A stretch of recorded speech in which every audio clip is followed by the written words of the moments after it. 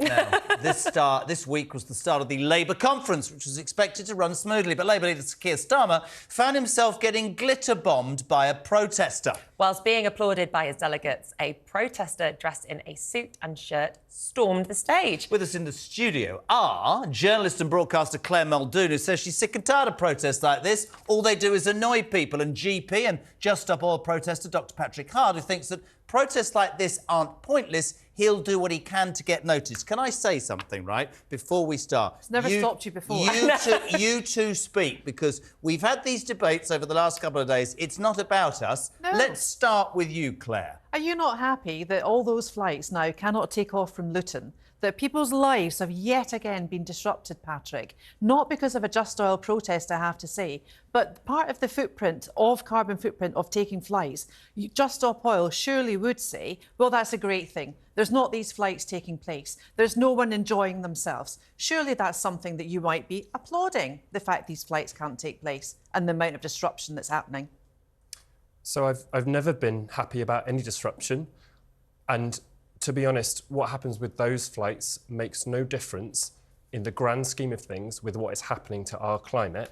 We are on track to lose everything we care about, and what we need is an end to new oil, gas and coal. And without that, we do not stand a chance. Your life's in danger, my life's in danger. Look, my life's in danger every single day I walk out of my house. That's the reality of life, Patrick. You being a GP, medically trained, you must realise that people's lives are finite. We're not all going to live forever. And the steps that we take now have to enable everyone to live their lives as best they can.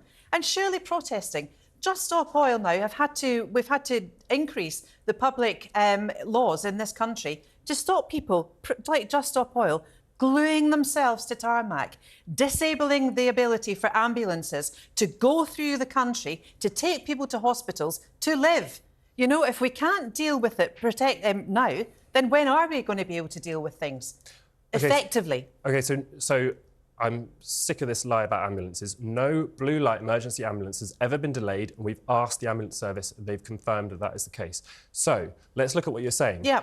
Those new laws, do you know who wrote those laws? They were written by the polluting oil barons, the fossil fuel that's quite lobby. Disingenuous, Patrick. I really think it is. They were written regardless by of who it's written by, it's been passed. I listened to you. The House of Commons and the House of Lords. Exactly. They were written by the fossil fuel lobby and then passed by the government. And the reason is they are scared because they know that protest works. It has always worked, it is working now, and it will continue to work. And I would urge anyone listening to this, get on the streets and protest. Can I jump in and ask you a question, Dr Patrick Hart? Because yes. You would assume from the way you looked at me when you came in the studio that I was against protesting. I'm absolutely not. I think the free democratic right of people is protest. But you said it annoys you about blue lights. So tell you what annoys me is the people like you's inability to answer the following question, right?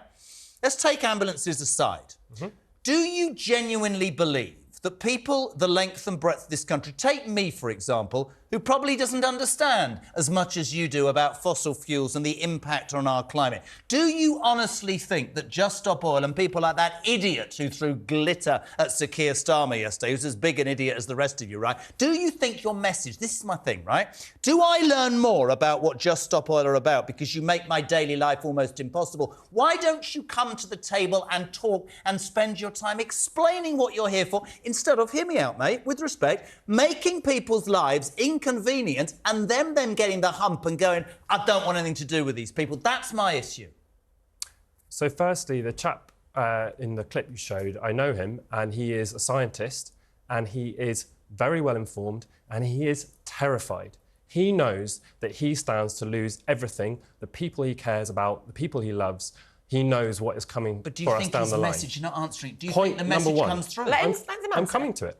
So we have been trying to get a seat at the table for decades, OK? Yep. What we face is systematic lying from the fossil fuel industry, from the polluters, from the billionaire oil barons, and from our politicians who are paid by them. We have had decades of lie after lie after lie, and it is a tactic to confuse people like you and me, to confuse the voting public, so we don't know what to believe anymore.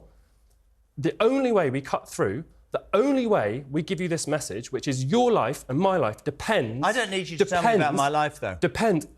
I'm a doctor. That is my job, to tell you when your life is in danger. Please, you have to understand. Julie, you're going to hate what I'm going to say. I think your job is to go back to work and see patients who can't get a doctor's appointment. Hang on a minute. Can I just say something? No, hang on a minute, please. The chap who made the protest yesterday was from the People Demand Democracy. Yes. Now, there's a chap called... nothing to do with Just Stop Oil, I'm led to believe. But Dale Vince, the green energy industrialist, has actually resigned or taken away his money now from Just Stop Oil, to the tune of about £350,000. And he wants us now to just vote, because they can see the change. The Conservatives have now renewed the gas and oil exploration, but Labour have now come in and said that the tendency of the agreements are such that if there's a Labour government after the general election, they cannot change this legislation for these new gas and oil reformeries.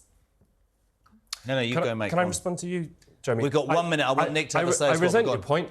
I'm working my socks off for the NHS. You've invited me today to come here on my day off. Trying to be... Listen, I want to be educated, mate, but you don't answer Jeremy, OK, I'm going to step in here because I actually do want to speak. In an NHS that functions. Yeah, the climate crisis will destroy the NHS. OK. If I'm going to keep my job, I have to be here. OK, fair enough. How many times have you been invited on shows like this to talk about climate change and not have to defend the protest that you're doing? I'm absolutely sick and tired of having to defend this. Let's listen to what that man said. He said true democracy is citizen-led. Yeah. Right now, our democracy is led by fossil fuel polluting billionaires. That's what's leading our democracy. It needs to be led by the people. The majority of people in this country want an end to new oil and gas. That is the will of the people. That's what I want to learn about. That's all I'm saying. OK, so then why don't we say our politicians do it? And we need to invite Patrick on to talk about it. We need to give him a segment. We need to not just bring him on so that he has to defend his position every single time because he's on a back foot.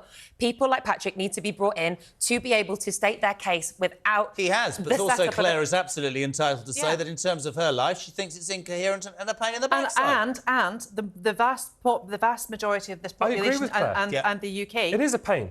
Yeah. We'll have you back. We'll definitely have you back. Claire Muldoon and Patrick Hart, thank you so much for both coming in.